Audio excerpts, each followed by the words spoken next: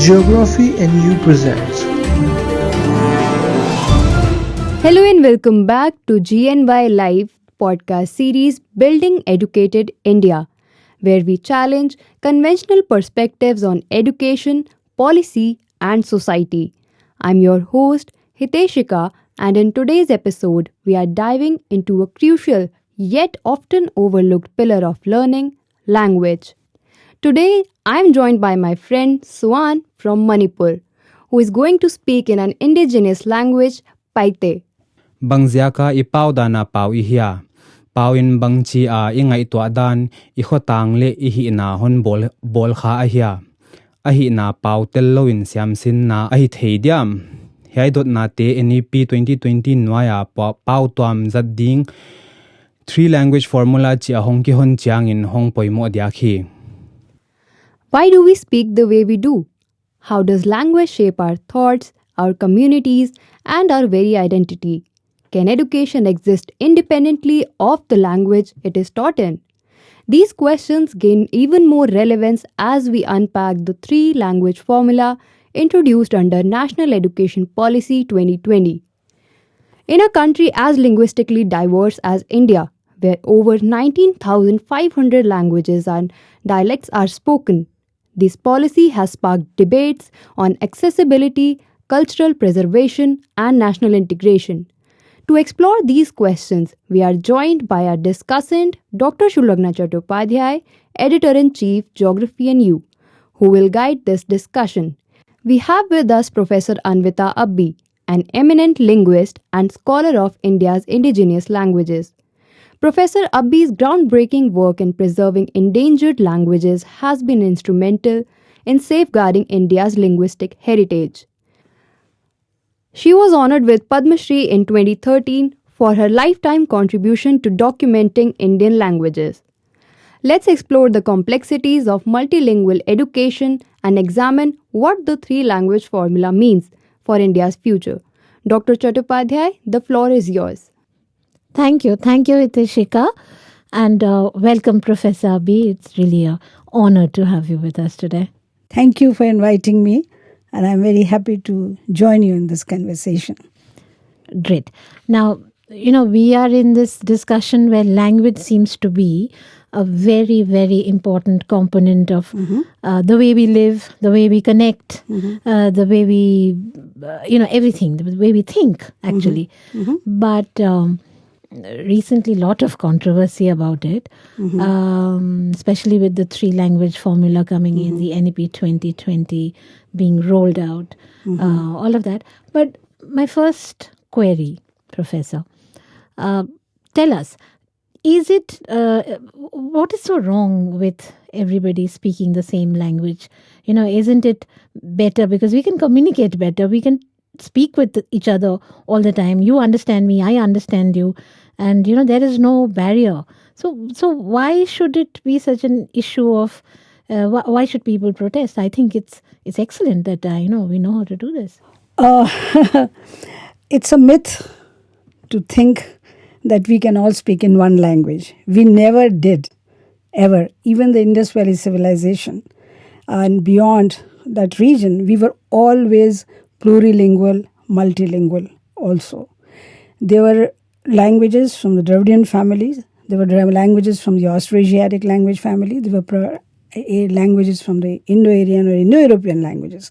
So this has been a continuation. You see, multilingualism has been, I should say, in the DNA of the Indian civilization. We cannot think of one language, because when you talk about one language, who's going to decide which language?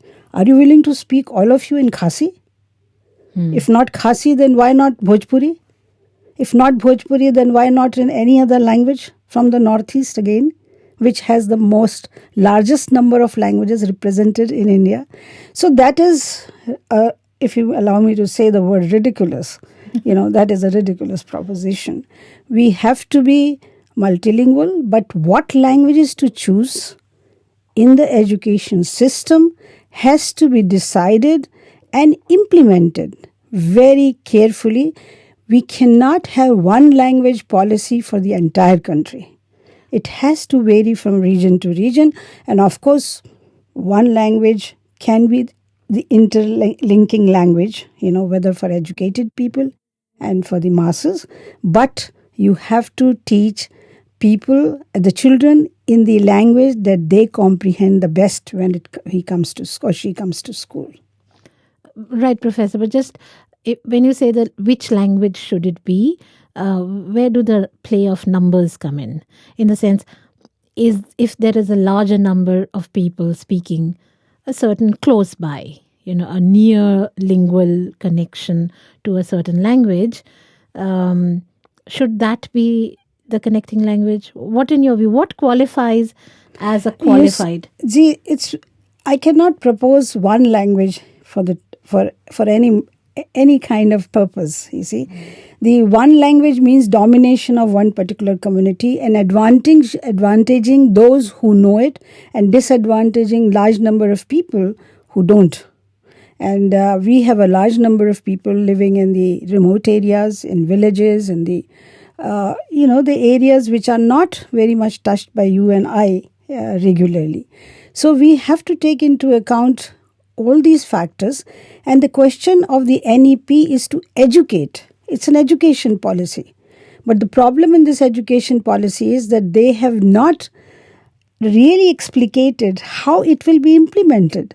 I mean, it starts with wonderful ideas. In fact, it has sold all the dreams, I should say, of a linguist, of an educationist, of a sociologist, because it is a very equitable and egalitarian kind of a proposition. It's what in Hindi they say, sapno ka saudagar, But how? What is the logistics? How will it be implemented? It's totally silent on it. Okay. So the 3-language formula also, actually, if you remember, it's chapter 4. It says the TLF, the 3-language formula will continue. Now that was proposed in mid-60s, and it had a lot of failure. Without accessing and without assessing what were the reasons for its failure, what were wrong with that formula, it has been verbatim has been said it will be applied. And word of Hindi has not been mentioned in the entire document of 66 pages except one place. But it implies Hindi because the 3-language formula already has Hindi as one of the mandatory languages. But ironically, NEP also says that this is not a mandatory document. It is only a recommendatory document. So the fear should not be there because it's a recommendatory document, 1. 2, education in India is a state subject. So the state can do and has the full freedom to choose whatever it wants to. And the NEP also says the students can also decide what they want, or the state can decide what it wants. But as I said, it's selling our dreams, but when it comes to implementation, then there's no policy. So that's why the confusion. I get, but what is your feeling about, say, English? So now we are speaking, we are quite hypocritical, if I may say. Sure. We are speaking in a foreign tongue. It's not an Indian language at all, if I may say. I mean, you'll be clearer on that. But what do you feel about English? You see, Sulagna, the English is no longer a foreign language. Okay. Sahitya Academy annually gives award in English also. So it's one of the Indian languages now. Our English is different from Australian English. Our English is different from the native English called British English or the American English. We have our own English, and our English writing in India has been now also been recommended in syllabus. So let us say that English is in India is an Indian language. When my fieldwork in remotest of the areas has proved that people love English. And in fact, I was quite surprised to know that in 2010, in the village Banka in, I do not remember the district name, in the Uttar Pradesh, the first English temple was opened, and the statue of Angrezi Devi has been instituted. She's standing on a computer. She has a keyboard in one hand and a pen in other. Or I think it's a constitution in one hand and the pen in other. But she's standing on a computer, and it is Angrezi Devi. Similar temple I noticed in Jharkhand. So the tribal areas definitely want to learn English, and so do the others. So we cannot deny this fact that the people in education want English education. That's amazing. That's an amazing example. Angrezi Devi, you say. Angrezi Devi, yes. Okay. So this is so basically if you're saying, I mean, that's also a revelation of sorts that English is an Indian Yes, part of very the much so. Indian tapestry of languages, as you have mentioned just now. So, And if I may intrude, I must say that you see, English also belongs to Indo-European language family, which all the other Indo-Aryan languages represented in India, including Hindi, does. So, it is the Indo-Aryan as a subfamily of the Indo-European language, and English is Germanic languages, is the language of the Germanic languages family. So, we are related. We are in a way distant cousins. yes, in fact, yes, absolutely. That's quite. I mean, I'm sure we are going to use that somewhere as a important tagline of our when we do our reels and things. But moving on now, let us talk about digitization or chat GBT or all these other things that have come in. Which what do you think is the impact on language, especially when NEP 2020 also talks about digitization? So. As I said, you see, NEP talks about it, but it doesn't say how it is going to implement it. And AI is taking the world over, and it's difficult to ignore its intervention in our life, and it's difficult to ignore its importance. As far as the NEP is concerned and the multilinguality is concerned, soon enough, Chat GPT will be available in some of the prominent Indian languages. You see, the Chat GPT or AI is based on heavy database. Unless you speak your language, database is not created. It doesn't create it automatically. So if we speak more and more, the database will become larger and larger. And the larger the database, the more helpful it would be to have AI information. No wonder, you see, Google Translate already is translating so many Indian languages, including Hindi, Marathi, Gujarati. And so the state languages, we have 22 state languages. If not 22, some of the prominent ones may appear in AI too. So that way, you see, the three language formula is not bad in its as a per se or as a definition, but it's bad because it's very static. One. Number two, it does not move on because it's not dynamic. It does not move on according to the states, different regions, or according to the classes. What is prescribed or should be prescribed in grade, now since the new education policy has also restructured the schooling. So the first 5 years, the 3 years in Anganwadi, the next 2 years class 1 and 2. The Anganwadi language should definitely be the home language. You see, and class 1 and 2 can be the local language or the community language. But class 3, 4 and 5, the next slot, should be the state language should be introduced. And the community language can be taught as a subject. That will preserve the vast knowledge system of our heritage languages. We cannot completely write off our heritage languages because the most of the indigenous knowledge that I have come to know of working on large number of tribal languages and the lesser known languages. I started my work in 70s when the word endangered was not even there. It came in mid-90s. I started my first fieldwork on Khasi with Khasi in 1977. And I wanted to work on lesser known languages just for my inquisitiveness that what the structures look like. Let me have a look. And I realized, my God, there's so many structures, so many interesting aspects of life that are emoted in language, because don't forget, language encodes everything. Your feelings, your sensitivities, your experiences, and of course your knowledge about the environment. That's very interesting because I remember we had run something in Geography and You, an article about the last living tribe person from the Bo tribe, if I am not incorrect. Right. And you had the dictionary for, and I remember, I recall that there was a name of a certain bird or something that there was, which was only available in that. I mean, identification happened of that particular species because of the language that you could actually codify, and that was the last living person. And also, like, for example, you have things like 40 different names for ice amongst the tribes who live in Frost, snow area. Yeah. So they'll have different. So if you can give us some examples which would make this really interesting about how information is embedded in so many languages. You see, the biggest information for you of interest would be that when tsunami came in 2004, December 26th, I think the official figure of India is we lost 7,000 people in Andaman Nicobar alone. Mm-hmm. Not a single Great Andamanese tribe had any calamity. Neither Jajarwas, nor Onge, nor Great Andamanese. Why? Because each of the tribes, when they saw the patterns of the waves, and I have written about it, that each had a different experience. But they knew that some havoc is coming. So run for your life. And they did, and saved themselves.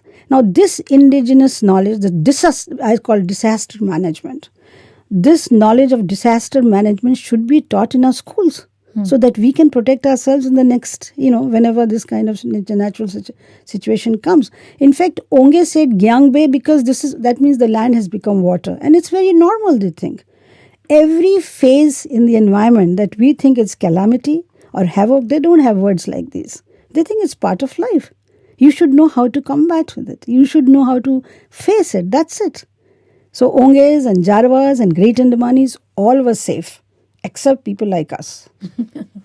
This is one example. I can give many examples because I've lived with the hunters and gatherers in jungles for many years. I mean, not continuously, but whenever JNU gave me time.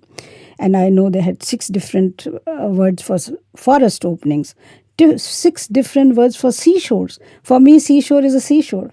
But when I went there and I saw and they showed me, you see, this is different from this. And they had 18 different names for smells. Oh. For me, everything is, more or less similar. They said, no, ma'am, your computer smells differently than the bottle you're drinking from. And this pebble smells differently. And they had 18 names. And I'm sure there must be 40, 50 names. But I reached a little late on the island, unfortunately, in 2005. By that time, many speakers had gone. So whatever I could document, I did. Oh my, I mean, this is like such a repository of Yeah, it's learning. all documented in the dictionary. And that dictionary, I think, is a treasure trove of the indigenous knowledge. And that's why I very much want the Anganwadi and the first batch of 5 years and the subsequent 3 years, schooling should be done in that home language or the community language so that children can express themselves well, they have confidence built up, and you also create jobs for the teachers who are drawn from the local community. Excellent. Small intervention. Because I want to move on to the political setting, but before that, I just want to come to a small question. What is the capacity of a child to pick up languages? I mean, is it... See, till the formative years, as we say, till age 13, the child can pick up as many languages as you throw at them because the brain is very pliable and adjustable. And now the scientists, the neurolinguists have proved that the bilingual brain is better equipped in your old age to talk. In fact, they are saying the less number of Alzheimer's diseases hit those people who are bilingual. And also amnesia of various kinds is avoided if you are bilingual to begin with.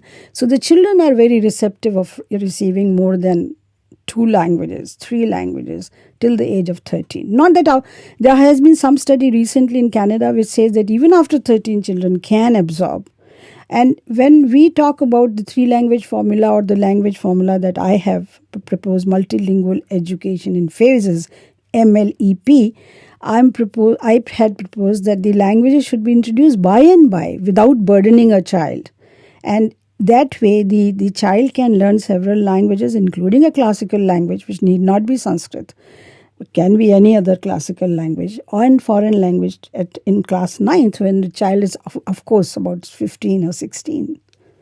We all learned Sanskrit at the age of 14, 13, 15, So basically, you don't think that it's a burden? No, not at all. Not at all. Yeah. Switzerland also has 3 languages official, and Nepal has so many languages as official languages. So now, if we can just get an insight about what is the controversy really, apart from the fact that there is an imposition of a certain language, Tamil Nadu has a different. It doesn't really follow a 3-language format, and we were. You see, the 3-language formula, I mean, in a very nutshell, it's a long debate. I mean, I can go on and on, but in a nutshell, it failed because the 3-language formula very clearly said English, Hindi, and one of the South Indian languages for the Hindi belt. For non-Hindi belt, it said English, Hindi, and regional language. The word regional is wrong. They should have said state language because there are many regional languages. What happened? South India still followed this, but North India never did. What they did in the third language, as a third language slot, they sometimes imposed Sanskrit on us. And even now in this new education policy, they have eulogized Sanskrit by saying it's a modern language, which it is not. And number two, they said you can choose Sanskrit as a third language. Now you can see what is going to happen in North India. There you think Sanskrit as the third language. Sanskrit was never ever, any time ever in our history was a mother tongue of anybody. It was a father tongue at best.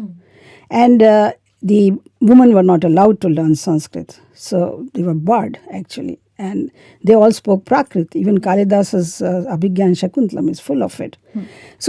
But why eulogize Sanskrit? Why not Persian? And now there are so many classical languages. We can also have Old Tamil. Anyway, that's a different question. So the 3-language formula is being opposed because of that Hindi there.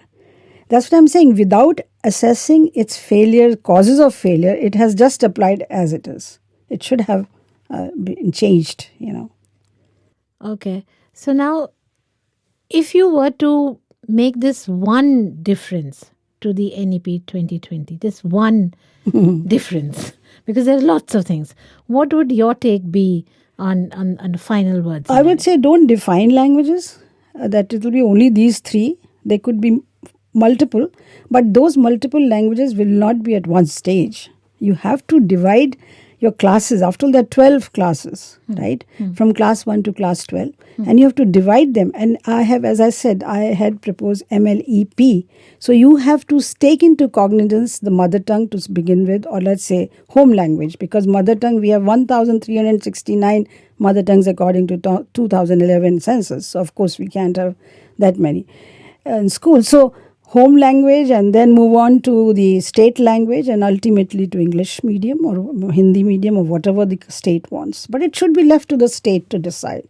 But it definitely should have languages which can be communicable. In this context, let me tell you, we did a very interesting research for Indian Council for Social Sciences Research to judge and measure the acceptance level of Hindi across the length and breadth of the country. Okay. This was done in 1999-2000, and we were very happy to see that Hindi is accepted widely in the country. You see, but it's not the standard Hindi. It's not that Sanskritized Hindi. It's a contact Hindi. So we have to see that functional Hindi is different from the literary Hindi. And let me tell you, the biggest failure of TLF is it's not taken into account the Northeast. It only talks about Hindi belt and non-Hindi belt, that's been South India, as if the other areas don't exist. The Northeast represents the highest multilinguality, highest plurilinguality, I should say, of India. It should be taken into cognizance. They are very ancient languages.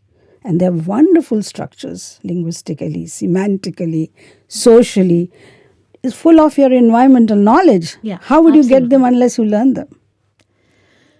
Professor, it was a delight. I'm almost, sad to end this so okay. soon. I It's just can like come it again. seems like we just began.